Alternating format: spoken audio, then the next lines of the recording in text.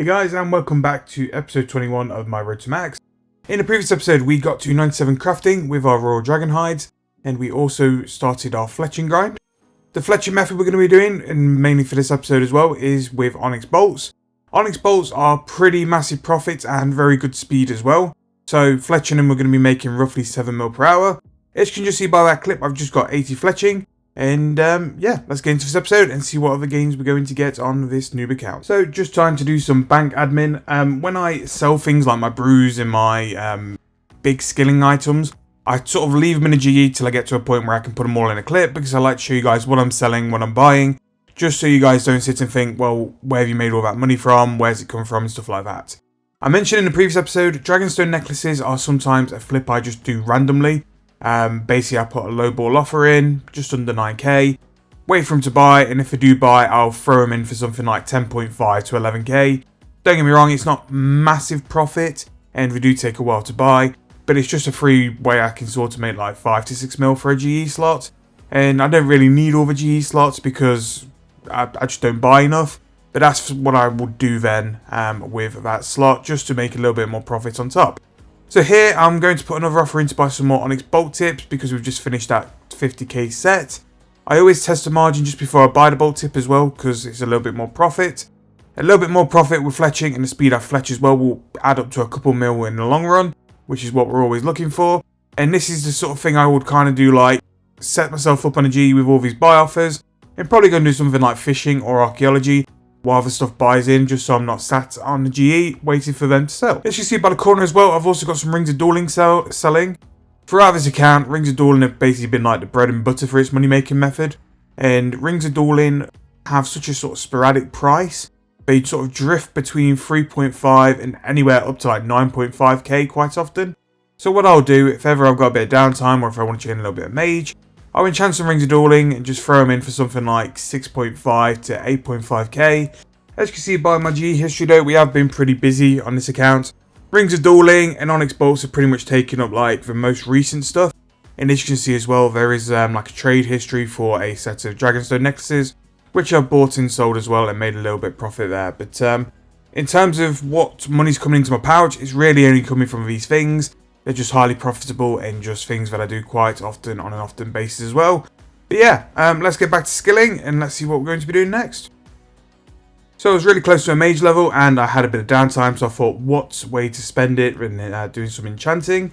This is nice and AFK, and because you can do the whole invo just from one click, it is quite a nice chill thing I can do on the side. If I was doing something a bit more tedious on the main account, this is one of the things I'd sort of sit back on the noob account and just do in peace as well. So yeah, it's working away and chipping away at things like Yak Track as well. We're still sort of in like the February sort of time frame here.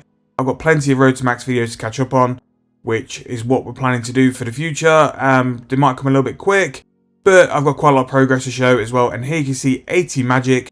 Not too bad considering we've not even like thrown a offensive magic spell on this account.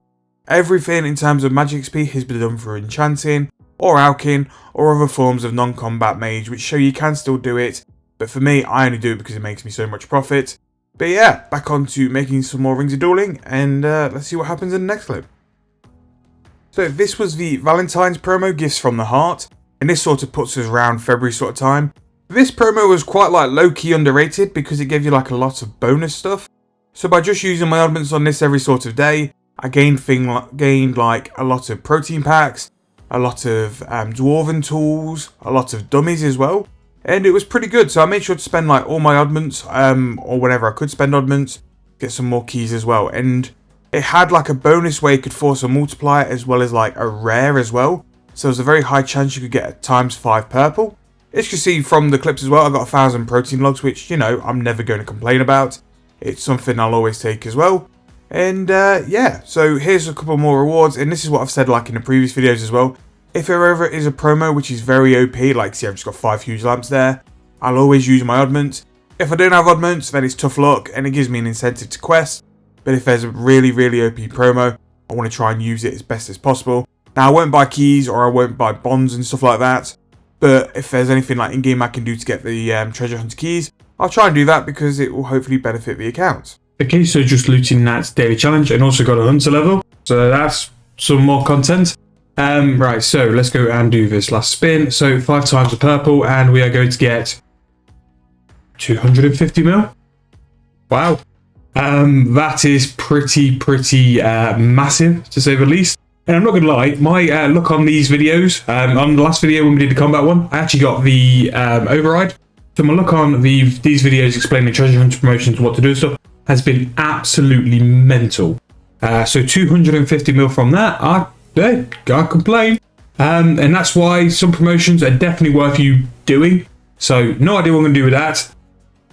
Yeah, so that actually happened. I won 250 mil from a treasure hunter key.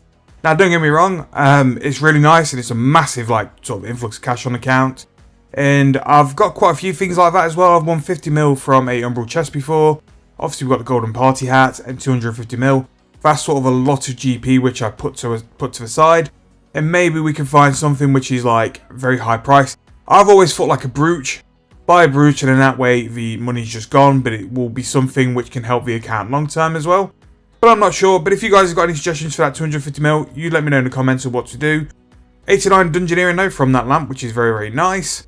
But for the time being, that money will just be put into the bank on the side and not touched. I like to use my base money I've earned to fund this account rather than stuff like that.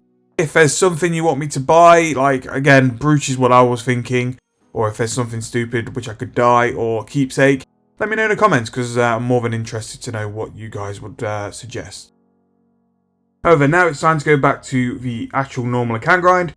Time to put in some offers on the G as well for some more skilling supplies. Now, I wanted to finish crafting off, but I've decided to do it through fire battle staffs rather than raw dragon hides. Battle staffs at the minute make so much money. I think you can get the best part of 4k profit from a battle staff. So we're going to go give them a try, see what they're like for XP and also for profits as well. For Herblore, we're going to be making some super anti-poisons. Now, brews were still profit at this point. Nowhere near as much as what we did for the previous 10k. But super anti-poisons were better profit. We are just going to take a hit on the XP though because the XP is nowhere near what brews are. But again, we'll be making a lot more profit compared to the brews. So one of the biggest updates of the year was Fort for Infantry. Basically it allowed you to build your own fort with building supplies such as limestone and planks which you turn into frames. At this point you couldn't make the frames and planks were already at a point where it wasn't worth doing. But the limestone was very easy to both mine and for me decent XP, but also very high in price. So what I decided to do, while the main account had some slaying to do or some other form of skilling to do, the noob account basically sat and mined limestone for a couple of days. This meant that I had quite a big stock of limestone if I wanted to do things before for free, but it also meant as well I could sell them for a very high price if needed. I think over the weekend I mined just over 10k limestone, which got me a nice big chunk of mining levels which the account needed anyway. Because I had bonus XP, it made it actually decent mining XP as well. It was AFK and it was nice and laid back, which is all I really wanted, but because of the price of limestone, I was selling limestone for 4 to 4.5k, and because of how low level limestone is, I was actually getting quite a decent amount per hour. I would say because of how easy it was to mine, I was making something like 2 to 3 mil an hour just by mining limestone, which in my mining level 60, it was actually massive profit and quite mad profit really. And I knew it wasn't going to be here forever, and I knew it was very limited and a limited sort of window I could do it. So I made sure to just jump in and do it for as long as possible and as much as possible. Try and get some XP, but also make as much money as I could. So here I'm going to get level 71 mining, and then I'm going to pretty much have sporadic clips throughout the next couple of episodes of me just doing some mining. But that's basically what I did. I just had a bit of a gap in my schedule. I was able just to AFK the account for a while, and I did plenty of stuff on the main account as well. Probably made some videos, probably did some slaying. But yeah, it was a nice break to be fair. Mining is definitely a skill which I'll make money sort of later on. Once I can get to the concentrated gold rocks as well, I'll be making even more profit per hour. But for lower level mining, this was a pretty good way of making some money. Now this actually still does make money, nowhere near as much as it used to, but limestone does have a habit of spiking. If a Fort for Free update is coming, limestone does seem to sort of dip upwards as well, because it's just a standard material you'd use to build up your fort as well. So always keep an eye on that. If there's any updates coming to the fort, think of building materials, think of the frames, and also think of limestone as well. But very easy to mine and nice in AFK. So using my oddments worked pretty well with the heart promo again. nice big stack of cash bags. It's not quite the 50 mil times 5 we got earlier in the episode, but 5 large cash bags will do is pretty nice as well. There'll be a couple more mil to the account, and some more lamps as well, which we can throw into dungeoneering. I'm starting to stock a couple of farming animals as well, because I want to get into player-owned farms. That will rapidly sort of push our farming level up, but that's something I will do in probably a couple of episodes time, and I can show you basically from the start to getting at least large animals all in one episode, just in case you don't do player-owned farms or you don't know about player-owned farms. I can talk through the experience I'm doing and what I'm doing to set my farms up. But yeah, that's pretty much going to be the end of this episode. We've made quite a bit of progress, to say the least. We've had a massive win on Treasure Hunter, which 250 mil, I still don't know what to do with. I was thinking of maybe getting a brooch or maybe getting another sort of big purchase or something stupid and dyeing it. Again, I'm very open to ideas about that as well. We've done some fletching XP, we've got some mining XP as well, we've got a couple of mining levels doing limestone, and we've also put in a nice big offer for a lot of skilling supplies.